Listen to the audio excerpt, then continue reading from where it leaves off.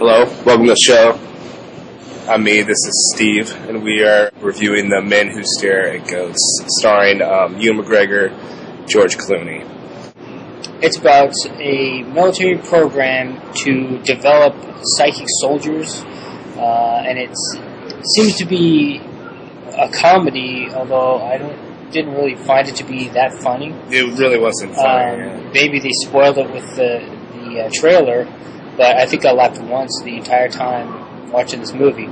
So it's a comedy that isn't that funny, and it deals with some pretty serious subject matter, in my opinion, and stuff that isn't really that funny, like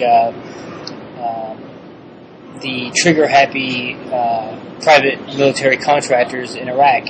The Iraq War as a whole is not something to laugh about. I felt like that one part was actually true fact. Which one? Like the scene where the two so-called security companies were shooting at each other. Companies, I felt like that happened.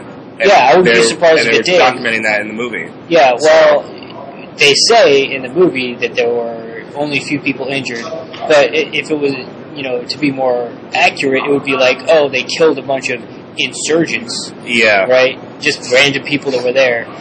That would be more accurate. I wouldn't be surprised if they were shooting at each other on accident. Those guys will shoot at anything. So, that's not funny. Sorry, but people in Iraq getting butchered by, private military companies, not funny. This involves a military program about psychic spies, or how they use the term a little too much in the movie, which made it pointless. Jedi warrior is what they refer to. You don't necessarily know if this is actually true or not, because they base the movie on true facts, or it's loosely based. And I feel if the military had psychic spies, I think the public would know about it, and maybe there'd be a little less killing going on in so-called Iraq if they had a platoon of psychic warriors, Jedi warriors or whatever.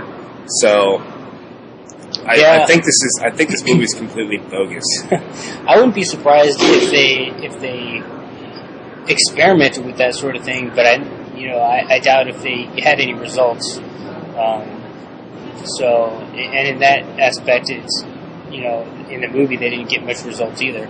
Yeah, it was kind of like they pretended to be psychic. One thing that they did have in this movie that is realistic is I know that they actually do use music to torture people. And they talk about that a little bit. Not a lot, but it's in the movie. And that is something that I believe a lot of musicians suing over their songs being used to torture people. Seriously. Also, I saw in the news this morning that I believe, I haven't heard a lot about this, just barely heard about it. There was a guy just recently who got post-traumatic stress and went on a killing spree on a military base just a couple days ago, and something similar to that. Movie. Yeah, there's a similar scene in the movie of that happening.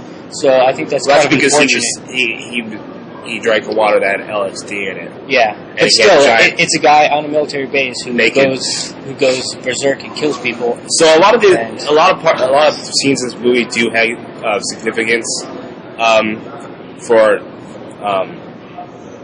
the real life, is what we're trying to say. Documented facts. But these are all things that are not things that you joke about, They tried to make it a comedy. They tried to make this movie a comedy, but they didn't pull it off very well. War isn't funny, basically. People die all the time, and it isn't even that funny anyway. I mean, they try to make light of the whole Iraq debacle, and it's not even funny. No. So it's just insulting. I think it's just insulting. So I give this terrible comedy C-. Yeah, I'm gonna have to give this one a D. It's not so bad that it gets an F, but it's not a good movie. It's not very funny, and the subject matter is not dealt with in a way that I find tasteful.